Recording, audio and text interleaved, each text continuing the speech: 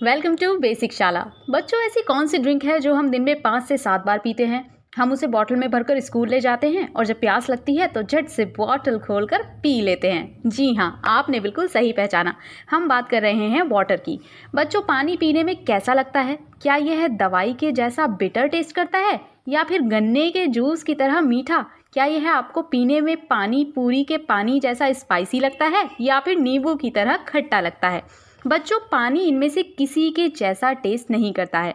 फिर पानी का टेस्ट कैसा है?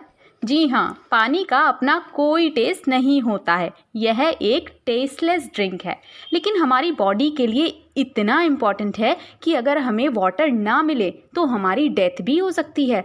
हमारे साथ साथ पानी एनिमल्स, फिश, बर्ड्स और सभी के लिए ज़रूरी होता है। इसलिए आपने देखा होगा कि समर सीजन में लोग इकट्ठा होकर प्याऊ लगाते हैं और रोड पर आने जाने वाले लोगों को पानी पिलाते हैं। और बर्ड्स के लिए हम सब अपने घरों की छतों पर पानी से भरा बर्तन रख देते हैं। अगर आप ऐसा नहीं करते हैं तो आप भी गर्मी के मौसम में बर्ड्स के लिए घर की छत पर पानी भरकर रख सकते हैं। इतना ही नहीं, प्लांट्स को भी अगर पानी ना मिले तो वो सूख जाते हैं। इसलिए हम पार्क में या अपनी बालकनी में रखे प्लांट्स में वाटरिंग करते हैं। घर के साथ साथ खेतों में भी फार्मर हमारे लिए जो क्रॉप्स प्रोड्यूस करता है, जैसे गेहूँ, गन्ना, चावल, उन सब में वो पानी लगाता है। अगर क्रॉप्स में यह पानी ना लगे तो सारी क्रॉप सूख जाएगी और हमें खाने के लिए आटा, चावल और सब्जियां भी नहीं मिल पाएंगी। क्रॉप्स में पानी लगाने के लिए फार्मर वेल्स, पॉन्ड्स, रिवर्स से वाटर लेते हैं। क्रॉप्स को वाटरिंग करने की प्रोसेस को इरिगेशन कहा जाता है। बच्चों, जैसा कि हम पढ़ चुके हैं कि प्लांट्स के पार्ट्स 2 टाइप के होते हैं। एक वो जो हमें ज़मीन के ऊपर नज़र आते हैं, जैसे स्टेम एंड लीव्स। दूसरे वो जो ज़मीन के अंदर छुपे होते हैं, जैसे रूट्स। ठीक ऐसे ही पानी के भी 2 टाइप होते हैं। पहला वो जो हमें ज़मीन के ऊपर यानी रिवर्स, पॉन्ड्स और लेक्स में दिखाई देता है। दूसरा वो जो ज़मीन के अंदर रहता है। ये रिवर्स, पॉन्ड्स, लेक्स, ओशंस, जहाँ से हमें पानी मिलता है, ये सब वाटर बॉडीज़ कहलाती हैं। ज़मीन के ऊपर वाली वाटर बॉडीज़ से मिलने वाला वाटर सरफेस वाटर कहलाता है, वहीं ज़मीन के अंदर से मिलने वाला वाटर ग्राउंड वाटर कहलाता है। बच्चों, ये तो जाना हमने हमारी फेवरेट ड्रिंक वाटर के बारे में। अब हम जानेंगे वाटर साइकिल के बारे में। वाटर, जैसे कि हमें पता है कि हमारी फेवरेट ड्रिंक होती है।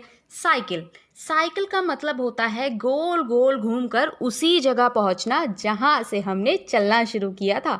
वाटर साइकिल में हम देखेंगे कि कैसे पानी नदी से उड़कर आसमान में पहुंच जाता है और फिर वापस बूंदे बनकर उसी नदी में वापस आ जाता है।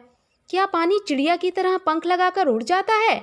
नो, पानी को उड़ने के लिए पंख की नहीं, धूप की ज़रूरत होती है। जी हाँ, जब सूरज की धूप नदी या समुद्र के पानी पर पड़ती है तो पानी भाप बनकर आसमान की तरफ उड़ जाता है।